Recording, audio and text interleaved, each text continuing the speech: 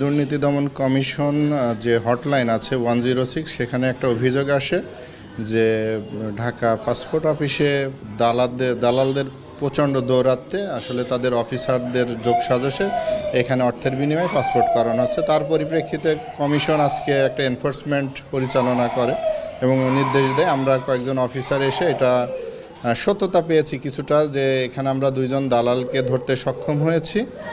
আর ওই 2জন দালাল মূলত স্বীকার করেছে আমাদের কাছে যে এখানে কয়েকজন আনসার সদস্য এবং অফিসের কয়েকজন তাদের কাছ থেকে মানে কিছু অর্থের বিনিময়ে তাদের একটু সেবা দিয়ে থাকে। সাধারণত ওই জমা স্লিপগুলো দেখা যাচ্ছে যে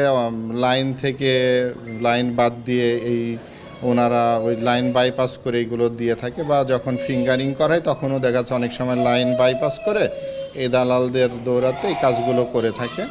তো 2জন দালাল ধরতে সক্ষম হয়েছি এবং